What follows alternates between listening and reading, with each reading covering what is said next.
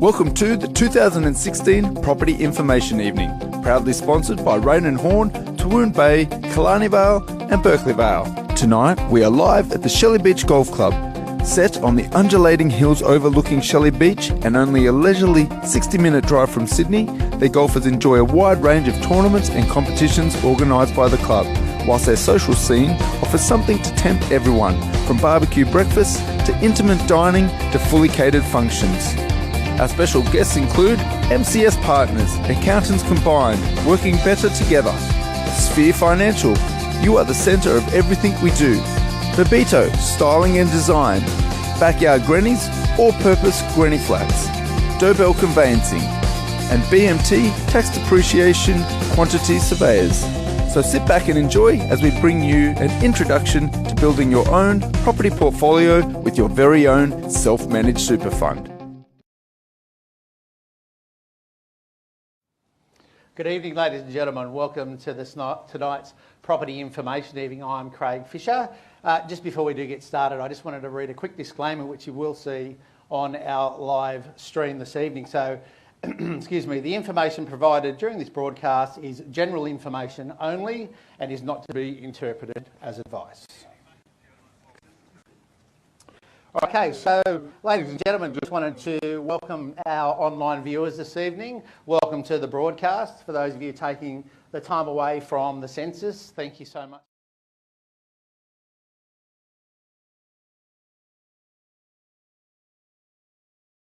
All right, so Rain and Horn, Tawoon Bay, Killarney Vale and Berkeley Vale. We're just putting on this property information night for all our supporters and for those of you who are wanting to know more about us and our property information evening this evening.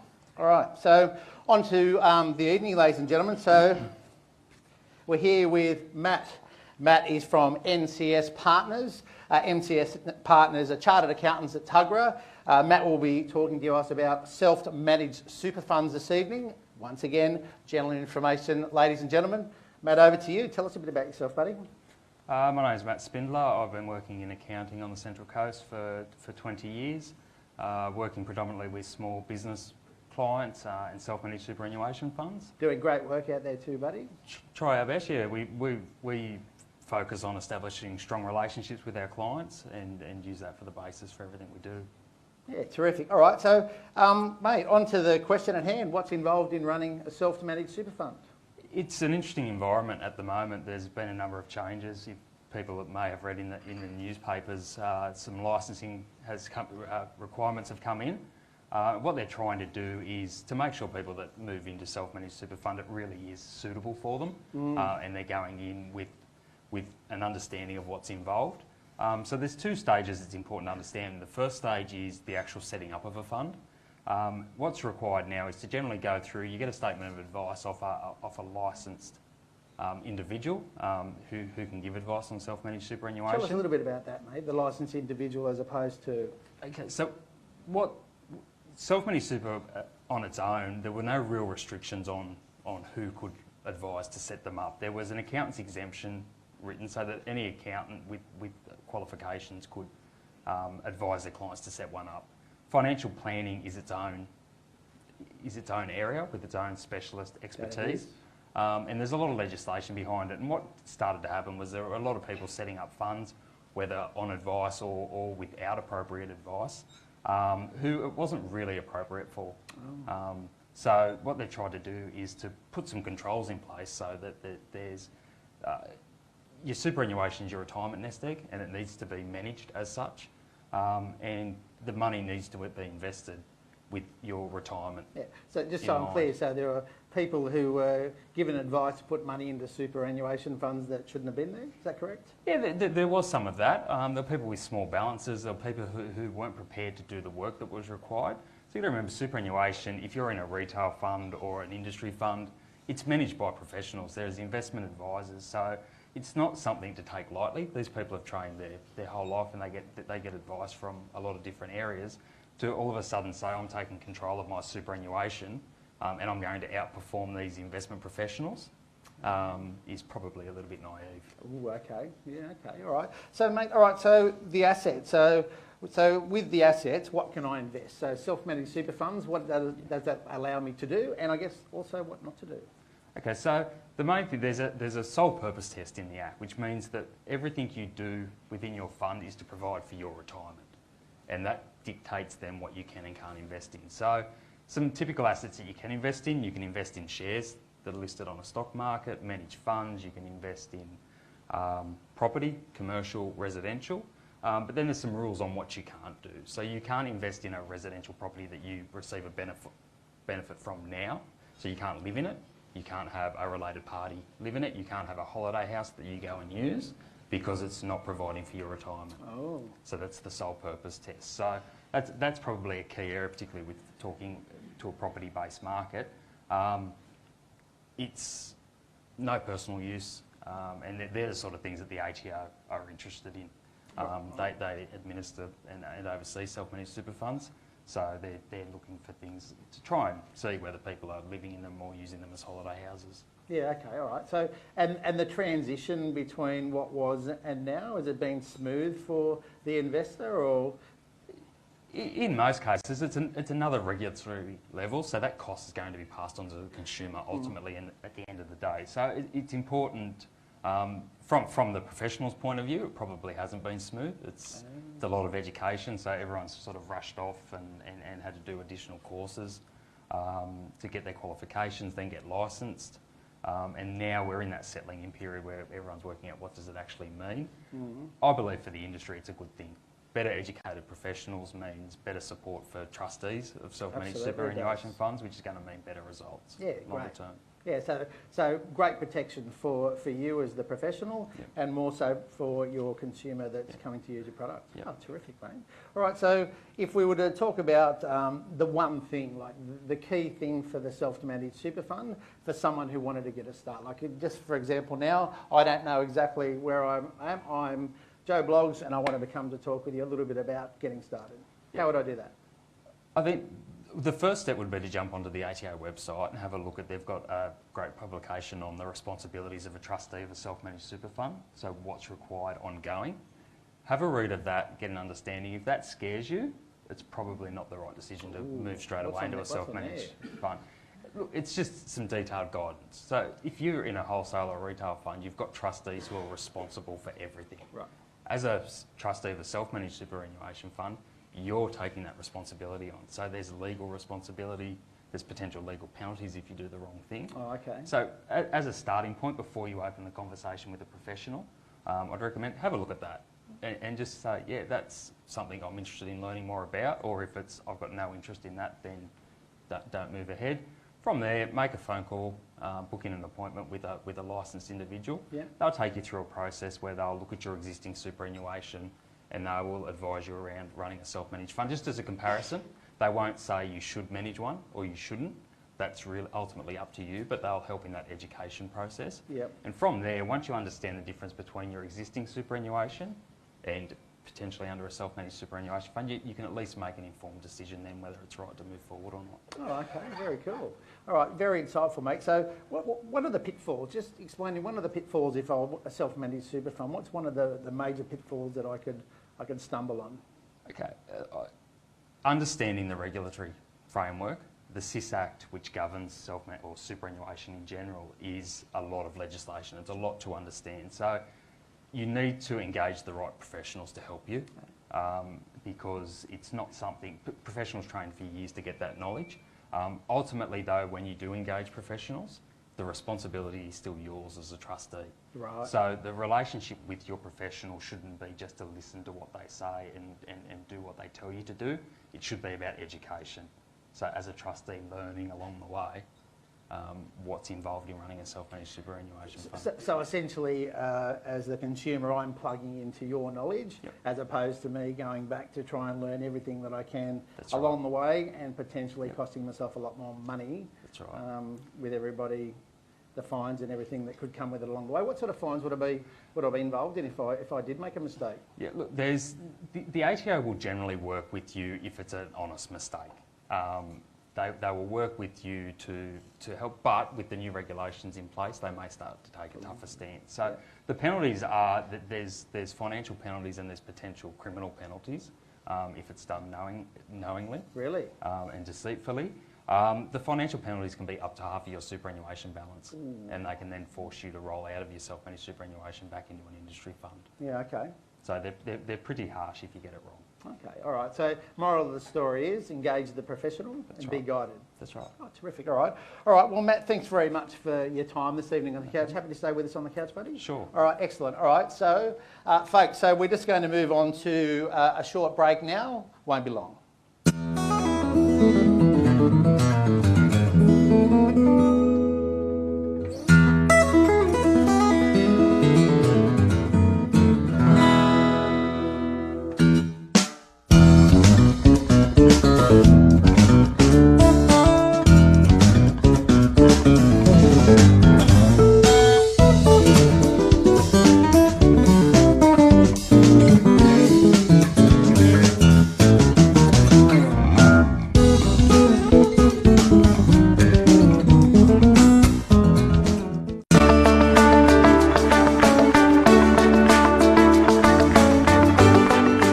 Good evening. I'm going to talk tonight about granny flats. Granny flats are used for many reasons, and 75% of our customers are investors, and they're coming up from Sydney to these type of areas around here, and they're plucking all the beautiful stock out from under your nose, and they're putting granny flats at the back, and they're making themselves a lot of money. And I'm going to show you how that works tonight, and perhaps try and encourage local people that live up here dealing with the local agents to think seriously about what they're doing and what you could do, and put that into perspective. There's a couple of things I want to just quickly say. Tonight somebody gave me an acronym for Gen Y, a KIPPA. I haven't heard it before. A KIPPA is kids in parents' pockets eroding retirement savings, and another one was SLOPS, singles living off parents. Now, I live in Sydney. I've got two kids in their mid-20s going to uni, and I can understand how people would say that, but in Sydney, you're paying $1.5 million for a house. The poor buggers have got to live somewhere, so, we're looking at putting a granny flat in for them, and we're looking at buying investment properties and getting them into the back. So there's lots of things that this surge in real estate in Sydney and further up here as well is doing for our industry, and for the lenders and for the real estate agents, and for the investors, of course. So tonight I'm not going to talk so much about the 25% of people that are buying for family reasons and for downsizing, which are obvious for people who are thinking about granny flats. They're multifunctional. You can rent them when you need to. You can go on holidays if you're downsized into your granny flat, or if you're living in the front house and you've got somebody in the back and they'll mind the house for you, bring the newspapers in, mow the lawn. There's lots of little side benefits with these things. But I think the main thrust of this talk tonight, and the reason why, is around investors and the purposes, why they're coming up here and doing this. Now, for a normal investor, whether you're a mum and dad or even an investor, there's an immediate entry to the market. There's no deposit required, and it's a very small loan. It's around $120,000. So you're talking about not having enough knowledge, or not having to have any knowledge, any money, any skill, putting yourself in the hands of a good builder if you can get some good referrals, and just going forward. And so it's a very simple process. There's no stamp duty required like there normally is with other real estate. There's no council rates to pay. There's no levies. There's no drain on your cash flow like you might find if you go and buy a $500,000 negatively geared unit somewhere. You soon find out you haven't got enough money to go out every night and do the things that you wanted to do. You're using an underutilised resource. You already own the backyard, whether it's your backyard or you've got an investment property and your tenant's mowing that lawn. You're just burning petrol. You could be earning enough money from that to go on a trip every year overseas.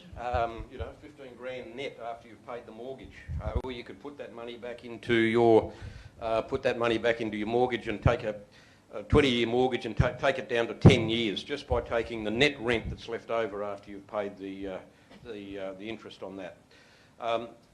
The holy grail for leveraged investors is neutral gearing. Well, that might sound like a bit of gobbledygook, but a lot of investors start off as mum and dads. They might buy a property through their super fund because their boss is paying through the super, the boss is paying the mortgage and the tenant's paying the other half of the mortgage, so it's costing them nothing to buy a property through their super, particularly if they combine their super with their wife's super, or they might buy an investment property by going to some sort of seminar. They're negatively geared. They suddenly realise that's costing them money. They look at other things. They go to more seminars and read more books. They pursue investments that are positively geared. Then they've got a surplus money. So then their accountant tells them to put that back into their property portfolio to become neutrally geared. So granny flats are a great tool to facilitate a neutral gearing where it's costing you absolutely nothing. And the more properties you buy, the more money you get. You've got to keep buying more granny flats. We've got one chap that's up to 28 granny flats now because he keeps getting ahead of himself and he's got to keep putting money back in. That's the problem. When you've got a high rent from a granny flat, you're paying it off at $92 a week and you're getting nearly $290 a week or something. The end of the year you've got 15 grand. Well, that's yours. That's after you've paid the interest. What are you going to do with that? And we encourage people to go back to their lenders and to buy another investment property with another granny flat on the back. And in fact, if you're a mum and dad down the road, you've got a $250,000 mortgage, you've got 2 kids, you're earning 100 grand between you, you're paying $600 a month off your car and you still owe 15 grand on your credit card, we can get you $1 million. You can borrow $1 million. You won't need that up here to buy a house and a granny flat. But, you should be shocking yourself out of your trance and thinking, hell, interest rates are at 3.5%. I can borrow a lot of money. Well, they're heading to 3.5% very soon. If you have a look at the annual rent that you get on houses at the moment, it's between 4.5% and 5.5%. If you're looking at growth of around about the same, we had 11% in the last 12 months in Sydney, and the next 12 months is going to be more like 6%. But if you're looking at through good and bad times, around 10% return from your property, combination of your rent and your capital gain. And if you're looking at mortgage costs going down to 3.5% interest only, that's a 6.5% return you're getting off somebody else's money. You're borrowing all of that from the bank. You borrow $1 million, you're making $65,000 a year net after you've paid the mortgage. So you've got to think, well, that's on the bank's money. They've given you their money and you're making 65 grand off it. Now, if you take some money and buy a house and put a granny flat at the back of it, you're going to get a combination of about 50 grand in rent and about 40 grand in capital gain. That's 90 grand you're going to get off that 720 grand up here, 600 for a house, 120 for a granny flat. So, when you're paying 25 grand interest and you're getting 90 grand back, you're 65,000 in front. That's your money after the mortgage. And you've got a house and a granny flat there. So our way of thinking is, why give the bank your money? You get 3% on it. When you can use their money and get 6.5%. And this is why our investor audience is using these granny flats as a bit of a secret weapon to partner up with agents and good lenders and a good accountant, and they're charging forward and buying these things and doing quite well for themselves. I think if you're just looking at the granny flat in isolation, you're going to be earning this extra 15 grand a year. You can borrow an extra 140 grand straight away. And what we say to people is, look, use that to do your house up if you want. You can. We encourage people to take an interest-only loan for the first 5 years. What they're doing is they're getting about 80,000 in net rent over that first 5 years. So we say take 50 grand of that and do your house up. Put an extra bedroom on, do up your kitchen, do up your bathroom. Then spend 30 grand on some trips. Go over to Niagara Falls, go to Europe, on the way back go to Africa, have a good look at the animals over there and come home. Then you can relax and say, look, I've used the granny flat to reward myself halfway through my working life. I'll now turn that interest-only loan into a P&I, principal and interest loan, and I'll pay it off. You'll pay it off in 7.5 years. Okay, so just want to quickly click through. If you want to put a granny flat in your backyard, you really only need a 450 square metre block of land. You need 12 metres across the front and a 12 by 12 area at the back. It's that simple. So we've got some nice brochure packs over there, and please, you'll find some information in there that's useful for you, and we look forward to talking to you at some stage in the future. Thank you. Thanks for the insightful chat there, much appreciated. So just before you duck off, mate, I just wanted to say just one quick question, if you could just share with everyone. Powerful. So what would be the most powerful thing you could actually recommend to our audience here tonight? Look, we say to people, Craig, they can put a granny flat in their backyard and pay off their mortgage in half the time. Or they can be a little bit braver, particularly with these interest rates going down. They can go off and buy an investment property and put a granny flat in the back of that. Suddenly they've got 3 more lots of rent coming in, and then if they go and talk to their accountant about using their super, very easy to do. I mean, it sounds complicated, but it's really not. I've had my own super fund for 20 years. What it means is that you've then got 5 lots of income coming in. Then you can start sticking your hand up and saying, listen, I'm not paying another cent more than I was yesterday. I didn't have to find any money to do this. The money was already in the super fund, or it was already in the equity in my house. I did nothing that was smart, over the top, and I've now got 5 extra lots of rental income that I never had before. And I think you've got to jolt yourself out of your,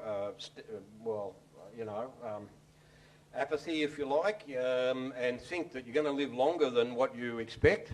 Real estate is going up. You may as well ride the wave up there, and it's not hard to do, and you just have to be a little bit brave, not even a lot brave, just a little bit, So mate, powerful insight. Thank you much.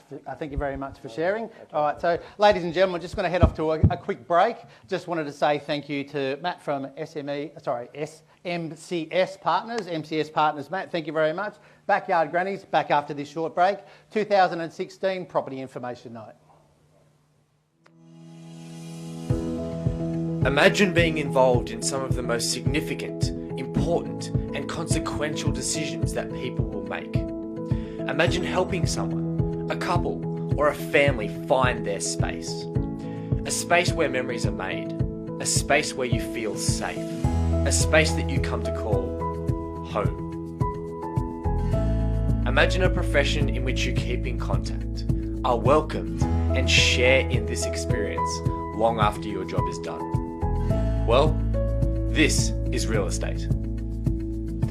I'm Blake from Rain and Horn, and this is what real estate means to me.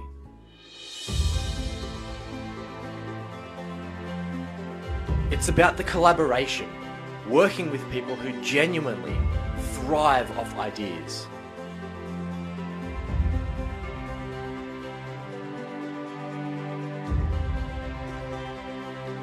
It's about the combining of disciplines, producing something that's not just better, but also remarkably different. It's about the result.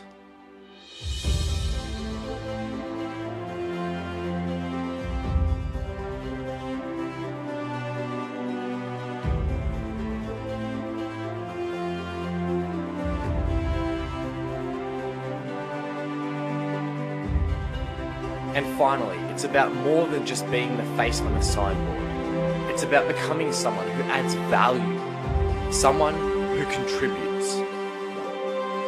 I'm Blake Gray, Sales Executive for the Rain and Horn sales force at Toowoomba, Killarney Vale and Berkeley Vale. And I'm your real estate agent.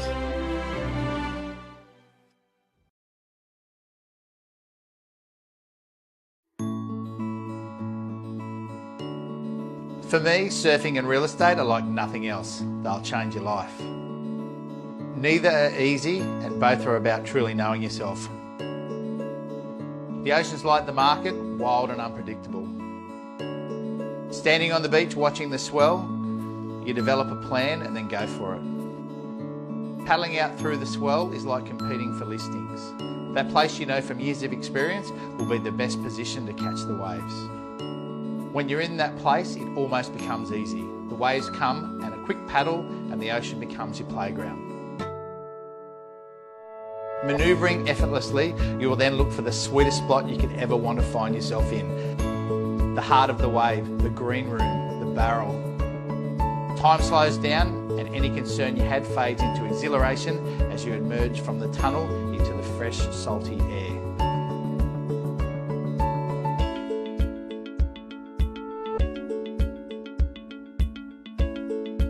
I guess that's why I love being a real estate agent. The wild market, the challenge of finding and securing listing, the campaigns and the sweetest spot of all, negotiating with buyers to sell your home.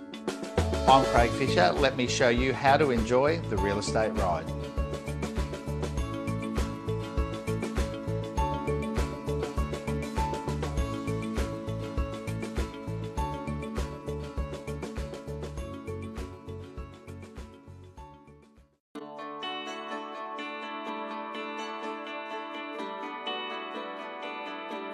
I could start by telling you a whole bunch of statistics like video attracts 2 to 3 times as many monthly visitors, doubles their time spent on site, and has a 150% increase in organic traffic from search engines. Or amazingly, enjoyment of video ads increases buyer intent by 97% and brand awareness by 139%. But we both know it's not just about the stats. It goes much deeper than that.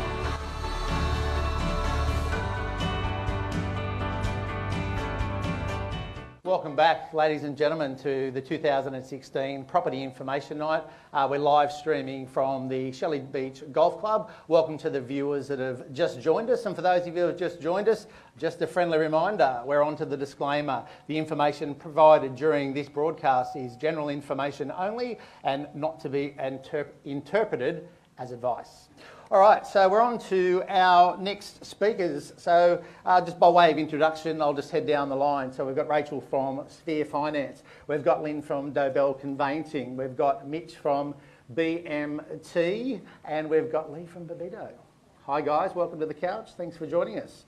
All right, so Rachel, so let's talk about the award-winning Sphere Finance. Tell us a bit about you. Sphere Finance started about 3 years ago, and we're a Central Coast owned and operated mortgage broking firm. We have a team of 4 brokers and we all specialise in different things, but from residential lending through to commercial lending and self-managed super fund lending, but we're working on your behalf with the banks. Yeah, and a great job you're doing out there in the marketplace too. Thanks. Okay, all right, so a couple of quick questions then. All right, so how does self-managed super fund lending differ from the standard lending? Tell us a bit about that. Self-managed super fund lending is very different to just standard lending. It's a very different, complex type of lending, and it's only been around since about 2007. So when you're talking about banking terms, that's relatively new type of lending. A lot of the major banks don't even have self-managed super fund lending in their suite of products. So it is different to normal lending, and you do need to get the right advice, I guess, prior to engaging in those. So when we're comparing banks for self-managed super funds, we compare them based on the percentage that they'll lend on the asset, what sort of assets they'll lend to. We'll also look at things like rates and legal fees, which can vary greatly and a lot more so than when you're talking about out of super. So there's some big variances in what those legal fees are with the banks. We also look at how much the bank needs or requires a client to have in their super fund before they'll engage in a lending practice, and also how much they want to have left in super at the end of that practice. So Matt touched on some changes that happened last year, and those changes that happened, they did tighten up this type of lending, and the banks came and said, well, we need to be a little bit more responsible. So we're not going to just make sure that you can afford to make those repayments in your fund. We're going to make sure that when we've lent you that money, there's going to be a certain amount of money left in the fund at the end to make sure there's a buffer there. So they're the things that we compare.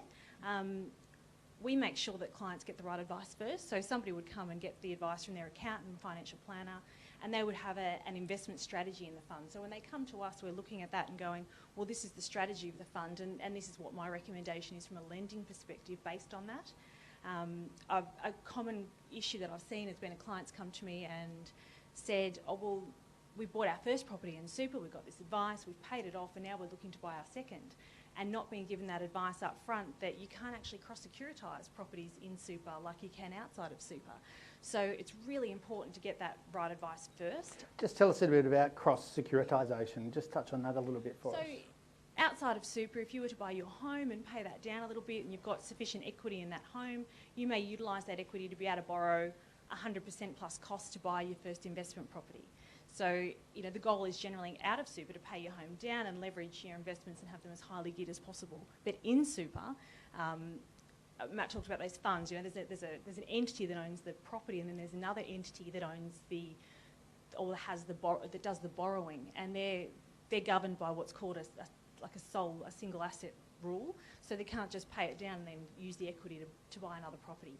If somebody came to me with an investment strategy that had, you know, it was an aggressive strategy, they wanted to buy a number of properties over a period of time, we'd be more likely to recommend a lender that had an offset account, and there's only a few of those that do. That had an offset account, maybe an interest-only product, and only put in the minimum that they can, building up the funds in super, offsetting that loan, but then they can take that cash out to buy another property. If they'd paid it off the loan, that couldn't be done. Oh, okay, all right. So, and for the granny flats, if we wanted to bring a granny flat into that kind of scenario as well?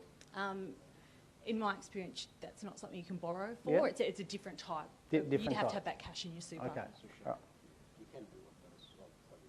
But, all right, cool. All right, so on to the next question. So how can we leverage a mortgage broker to enhance our investment portfolio? So how can we get leverage? So whether it's inside or outside of super, I guess what a mortgage broker does is act on your behalf with the bank. So whether so when you're buying, I guess when you're investing either in or out of super, it's not like when you bought your first home. The structure and the setup of those loans are as important as the rate and the product that you get. So you want to make sure whether it's in or out of super to get a strategy that's going to enhance you and not restrict you as you're borrowing. And sometimes there's more than one bank involved in that strategy. So we go over the top and just make sure everything's set up correctly. We also look at you and go, well, you're not borrowing just a little bit now, you're borrowing a lot. So let's leverage off that amount of borrowing to try to negotiate as best we can with the bank. Love leverage. And we just try to negotiate the rates as best as we can. So basically we're acting on the client's behalf, but people rely on their broker to give them a little bit of more of a level advice as they're going along. Yeah, okay. So when it comes to super, we're always obviously guided by the professionals in who's giving them that advice, and we're comparing based on the advice already given to them. So our job is to make sure they're given the right advice from those professionals and then give them the best deal we can using that guidance. Yep, okay. Now, at the risk of overstepping the line with the banks, so why aren't some of the banks being involved in this? If this is our future for lending and self-managed super funds, you just mentioned that back there, the products that some of them don't offer to lend. It's a bank's appetite for risk. So some banks don't do a lot of investment lending, some don't. You know, some are a lot more aggressive. One of the major banks has got an opinion that self-managed super funds lending may not be a long-term thing, so they've just decided never to enter it. I worked for Westpac in 2007 when super fund lending first came into the market. It was really interesting watching that get off the ground. But there was, obviously there can be some. It's not for everybody, super fund lending, and I think I've also seen a lot of people come and have had funds set up and really may not have been appropriate for them at the time. So it is a good idea to get your pre-approvals in place before you go and spend that money setting up the fund. But it's definitely not for everybody. But I mean, I personally have a self-managed super fund. I think it's great. I love what it's done for me personally, but it's not for everybody. So you're watching the industry grow up before your eyes. Yeah, it's been an interesting mix. Yeah. All right. So just tell me. So we've been to have a chat with Matt. Now we've got all the right information from over here. We're coming to see you. What's the steps we take with FIT?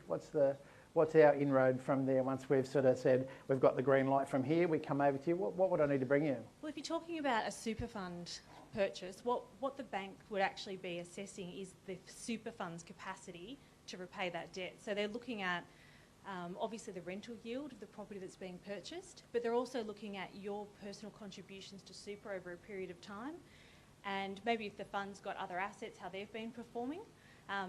A common misconception is that because you're only borrowing a smaller percentage, like maybe 70 or 80%, that the rent would actually cover those repayments. And in theory, that might be the case now. But overall, they're saying, well, no, we're looking at only a percentage of that rent, and we're looking at this loan at a higher buffered rate. So they're obviously your contributions are important to that as well. Yeah, cool. All right, and a downfall for you. Is there any downfall that you can see on this side of it? Some hurdles that I would come across? Oh, look, it's not as simple as many people might make it out to be. There's a lot of costs involved in setting up the fund. But then on the bank's perspective, there's also the costs in having those, like we talked about those Ds, there's legal fees and things involved. So if I was going to give somebody an approximate cost of setting up, I guess of having a bank loan for a super fund, the bank cost might be $5,000 on average as in comparison to $500 out, and that's to set it up because all these deeds need to be vetted not just by your own professionals but by the bank's legal team as well. So that would be the downside. It is litigious, there's a lot of things involved, but when it's done correctly it can be very effective. So once again we're back to engaging with the correct professionals so that someone, say a layman like myself, wouldn't fall into the pitfalls of the ATO and the like and cost myself a lot of dough on the other side. Yeah, but there's some banks that do it very well, and there's some great features in the super fund lending. So it's just nice to compare them and make sure you're getting the right deal. And we did talk about it being expensive to get in, and it's not something like out of super where you can refinance it quickly. So it is important that you actually get that right product up front. Okay, terrific, thank you. So anyone want to add anything in there for Rachel? No? All right, so if we just move the microphone down a little bit, we're going to head down to Lynn. Lynn from DeBell. How you doing? Good, that's the way. Welcome to the evening. Thank you. That's the way. All right, so just tell us a bit about yourself, Lynn. Well, Dobell Conveyancing, that's myself and my daughter over there, co-directors. We opened our business about 3 years ago. After myself being employed as a licensed conveyancer for many years, we sort of took the plunge and went out on our own, and we've been quite successful. We're very happy with how the business has progressed. That yes. You have as a real estate agent that works closely with a lot of conveyancers out there, at the risk of upsetting anybody, so for those conveyancers out there, you girls are on it. Make no mistake, you are. All right, so let's question. So, yes. What has changed recently in the rules and regulations for property buyers? Do have another hour or so. The last couple of months, or the last 12 months, but especially the last couple of months, many legislative changes have occurred that affect the purchasers and the sellers of residential property in New South Wales and Australia. You could see this, I don't know if you can see all this paperwork here. These are seminar papers that I received at a day seminar in Sydney this week. All to do, every one of these seminar papers are to do with changes in legislation regarding conveyancing. Now, the state government loves conveyancing, the New South Wales state government, because at least 25% of their income comes from conveyancing. So there's many changes regarding reporting to the ATO now, which would affect your industry as well. The ATO, the Office of State Revenue, the Land Titles Office, it's just ongoing, and there's more and more changes, which is, as everybody has said here tonight, and I reiterate, whether you're buying or selling, but buying especially through a super fund or outside a super fund, hopefully you've been to someone like Matt or Rachel before you get to me. And then Craig, if you see the property that you're interested in, you make sure that it is suitable to purchase through your super fund. And then, as we keep saying, you need all the professional advice to guide you through the conveyance to the purchase at the end. Thank you. So that's, all right, that's the main changes.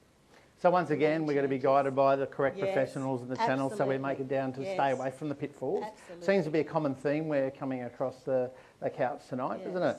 Yes. All right, so now if I do purchase through my self-managed super fund and I'm eligible for any government grants, where do I buy property? There's very few government grants on offer at the moment. The state government, the only one that would be probably through a super fund would be a $5,000 new home grant that everybody is eligible for if you buy something new. Doesn't matter my age now?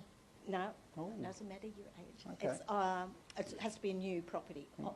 Through super funds, it can't be vacant land, and it can't be a substantially renovated property. It has to be new, and it can be off the plan, and you can get a $5,000 grant, which comes off your stamp duty. Oh, okay. So in other words, instead of your $20,000 or $30,000 stamp duty bill, Yeah.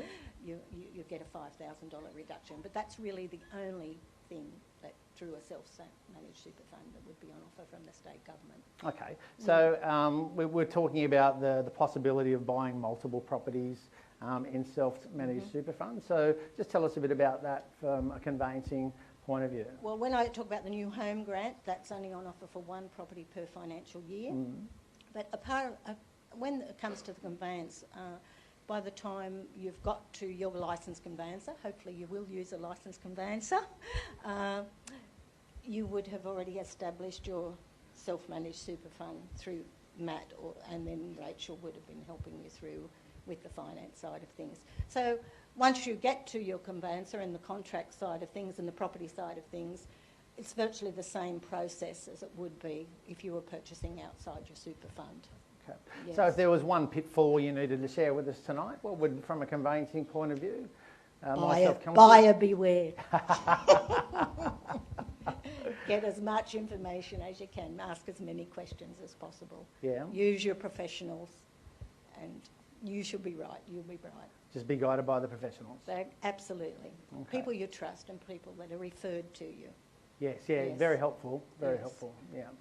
All right, so Lynn, thanks very much for sharing the useful information there. So what we might do, we just might get to move the microphone down to Mitch. Hi, Mitch. Good evening, buddy. Hey, Craig, how you going? Great, thank you. Thanks for joining us, mate. All right, so tell us a bit about yourself, mate. All right, well, my name's Mitchell. I'm from BMT Tax Depreciation. We're the largest provider of depreciation reports in the country. We do quite a lot of work with Rain and Horn nationally. So I've recently taken over the relationship between BMT and Rain and Horn. So That you have. Yes. Great job, mate. Thank you, thank you. I was recently at the conference, met a lot of the guys there. It was very nice to get to know the team. Yeah, here to talk about tax. All right, the questions at hand, mate. So what is property depreciation and what does it mean for the investors? Okay. So as far as property depreciation goes, obviously when you go to do your tax and you've got an investment property, you've got a lot of expenses that you can claim as a deduction, as you guys would know. So you've got things like interest on the mortgage, council rate, strata fees, all these expenses to try and minimise the tax that you're going to pay. So another deduction you're able to claim on is depreciation. So it's the wear and tear of the property. So as it gets older, you get to claim another deduction on the wear and tear of the building, kitchen appliances, carpets, blinds, everything right down to the toilet seats. So, it can quite quickly add up to a few extra $1,000 in deductions every year.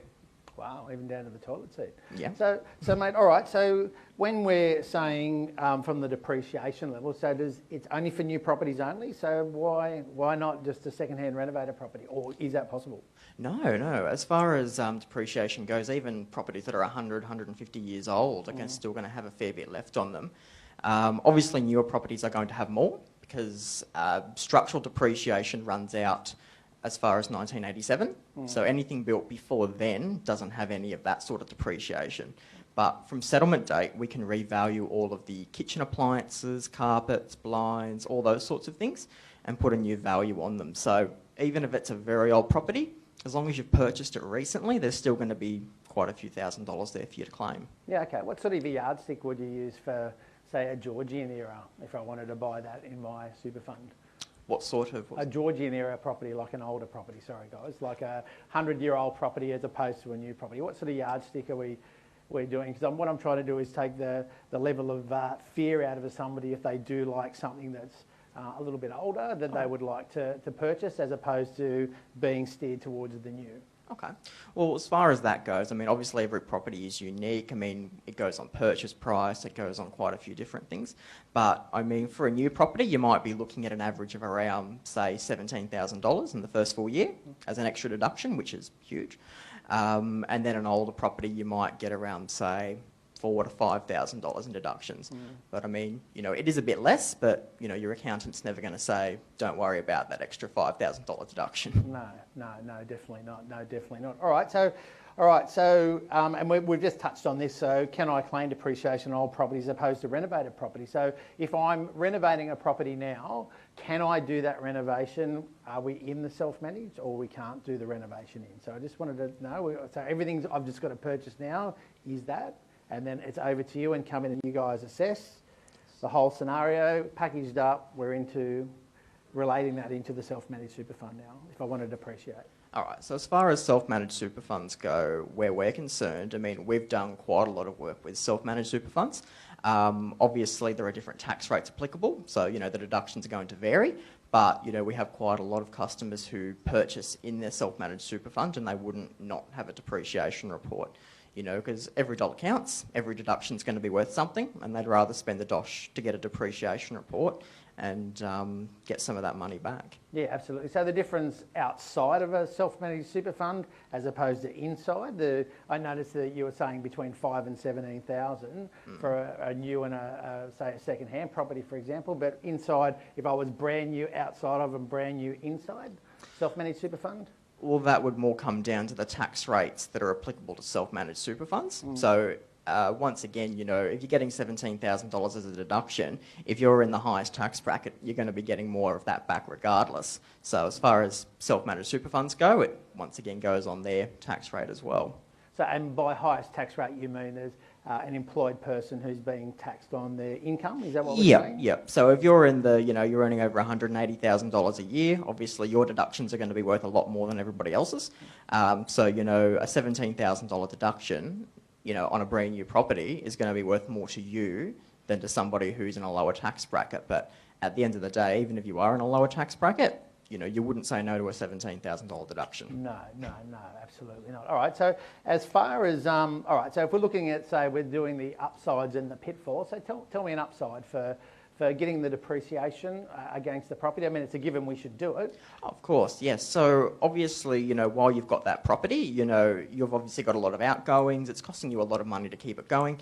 You know, at the end of the day, you know, this increases your cash flow. So, you know, when you get your tax return back at the end of financial year, you know, be it July or August, you know, it's going to be quite an injection into your tax refund. So another thing you can do is a PAYG variation. So you can get your deductions, you know, week to week. So instead of your employer taking, you know, a lot of money out of your pay every week, you can get your deductions early. So, you know, if you've got a depreciation report there saying you've got a stack of deductions, you know, you can do that quite easily. Now, at the risk of there not being any pitfalls, is there a pitfall we need to keep an eye out for? Not really, no. I mean, as far as capital gains tax go, there are some implications there, but of course, that's always going to happen with an investment property. You buy an investment, you're probably going to hit a little bit of capital gains. You know, to sort of be getting deductions like that while you own the property versus paying a little bit of CGT at the end, you know, to weigh out the pros and cons. You know, it's like saying, you know, your boss gives you a pay rise. Oh, and your accountant says you shouldn't take it because you're going to have to pay more tax. We wouldn't do it. Fair enough. All right. So, mate, thanks again for the helpful information.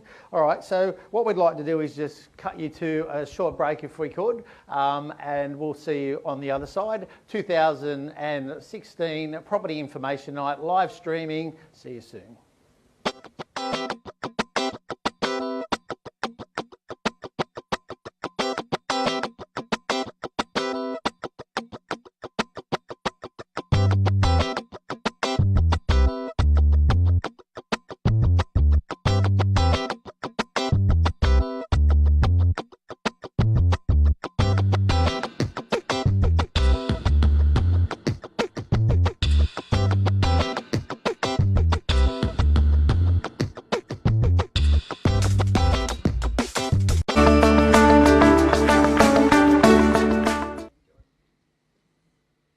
Good evening, everyone, and welcome to our live information evening. My name's Lee Taylor, and I'm the director of Babito. We're an interior design and styling firm, and we look after residential and commercial properties here on the beautiful Central Coast and also throughout Sydney.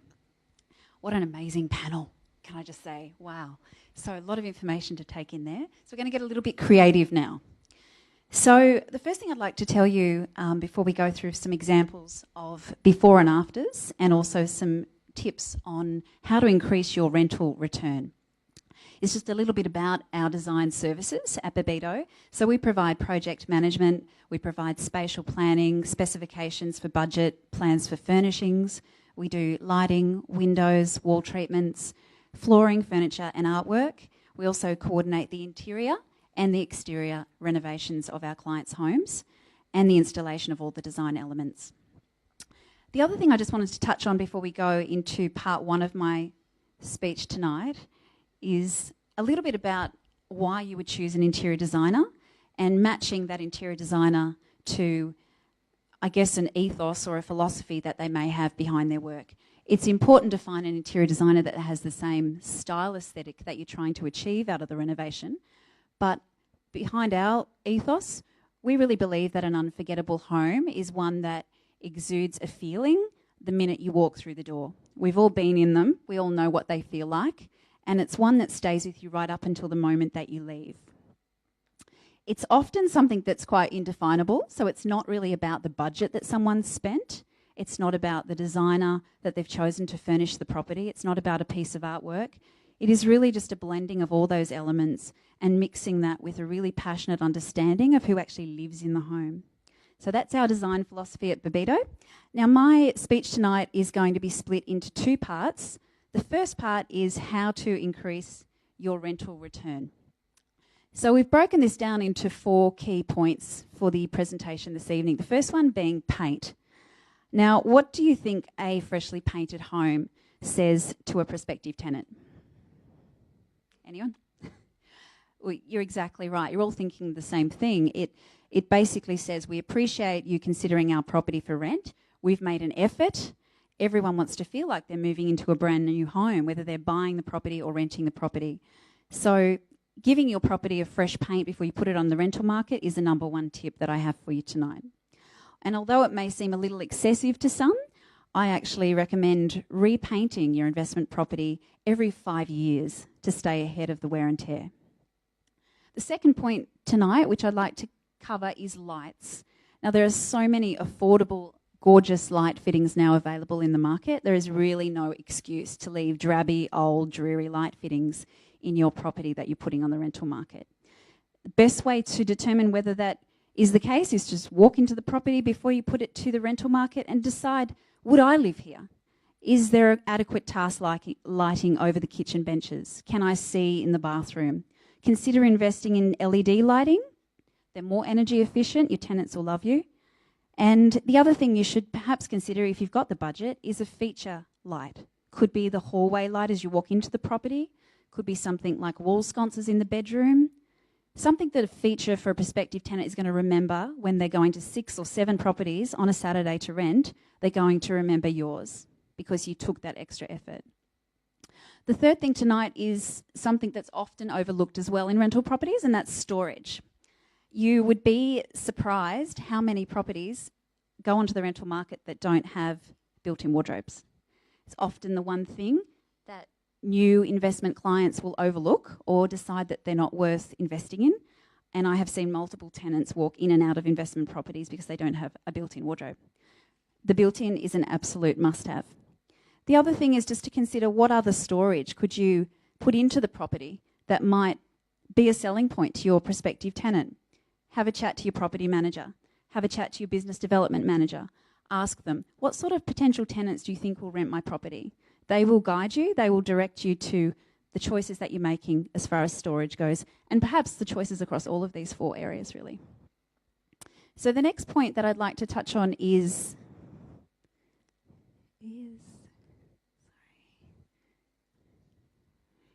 the outdoor space.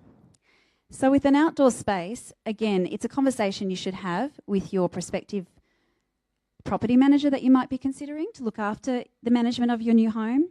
Outdoor space should be related to the type of tenant that you're going to achieve in the property. This is an example of an outdoor space that was designed for small children.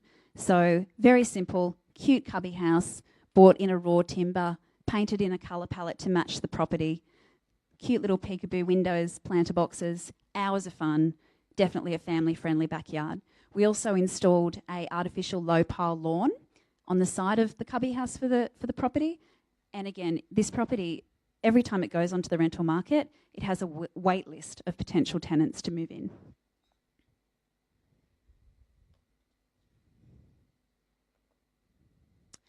The second part of my presentation tonight is going to be tips on renovating your property for sale. So a lot of the tips that I've just talked about can obviously cross over to properties for sale as well. The second part of the presentation is designed around giving you examples from a case study of a Terrigal beach house. The reason why I've chosen this property tonight, it's got a few before and after shots, is to highlight some extra features that we added to maximise the selling price of this property. It had 6 registered bidders at auction. It sold for $50,000 above the owner's reserve. And the home also actually achieved the highest percentage above reserve of any property sold on the Central Coast the weekend it went to sale. The other thing that's quite amazing about this particular property is that there was no major structural work done. It was all cosmetic renovation.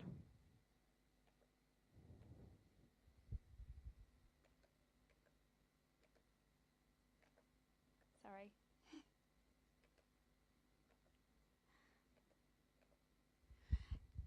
This is a before and after of the exterior of the home.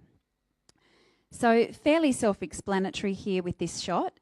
You can see that the improvements and the changes that were made to the home are pretty much all about the paint, and it really does show you the difference that a fresh new paint can make. Along with changing the doors, we went from 1985 sliders into French doors, and we resprayed the window frames rather than replacing all the windows. A lot of people don't know you can do that, but that is a very quick fix to pulling out all the windows and putting in new windows in a home, and a lot more cost effective. So here's some shots of the kitchen in the home. Big changes. You can see the existing building. We had a very old, very dark timber, corrugated iron around the facing, a walk-in pantry, blue carpet, very dark, very dated. So the changes that we made to that kitchen, you can see nice fresh white paint, walls and ceilings. Gorgeous French doors on all of the cabinets all the way to the ceiling. You've got a beautiful, you can't see, perhaps in the back of the shot, you can see there's a double size porcelain sink with an old English tap. You've got a really gorgeous double size Ilvi oven. You've invested in appliances that, again, someone buying the home, someone renting the home, they're going to be appealing, and they're going to perhaps look at choosing your property over the next one that they see on the day.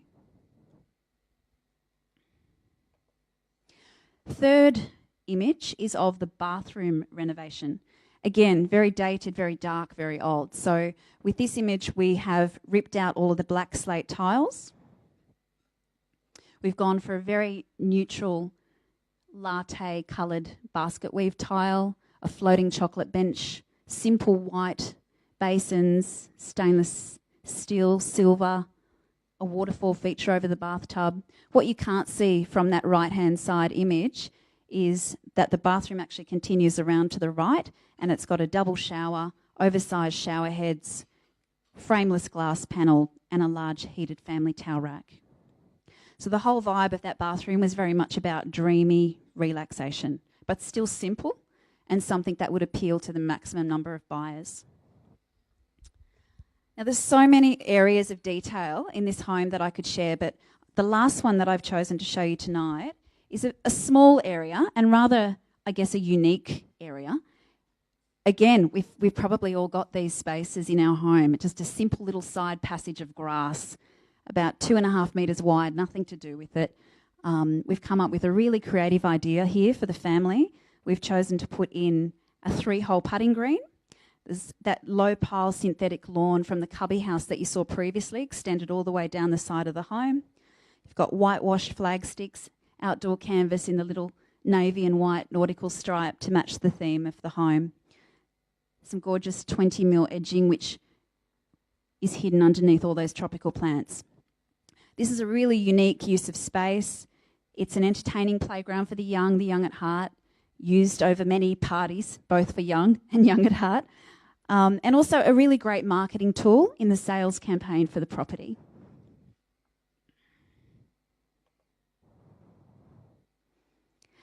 So that concludes my presentation tonight. If you'd like to follow my work, you can see more of that at babito.com, that's BABBITO, or you can follow any of our social media pages on Facebook, Pinterest and Instagram. We'll probably post more regularly on Instagram, so we'd love the opportunity to work with you in the future if you are on the Central Coast or in Sydney. And for everyone that's attended this evening, everyone watching the live stream event, we've also got a $200 complimentary consultation available to you. Thank you very much to Craig for inviting me to attend this evening. Thank you, Lee. Thank you very much. Thank you for tonight. All right, so ladies and gentlemen, just wanted to say thank you all. Thank you to our audience here tonight for attending and your support. Much appreciated. To our live stream, thank you very much for your attendance tonight too on live. For those of you wishing to take Lee up on her $200 voucher, comments or communicate with us through the mediums, emails and the like. Our 2016 live stream event, thank you to our special guests here this evening. Folks, thank you very much for your professional advice and your professionalism here today. Most helpful to you. Thank you to the cast and crew. Once again, thank you, ladies and gentlemen. Our 2016 Property Information Night live stream from the Shelley Beach Golf Club. Bye for now.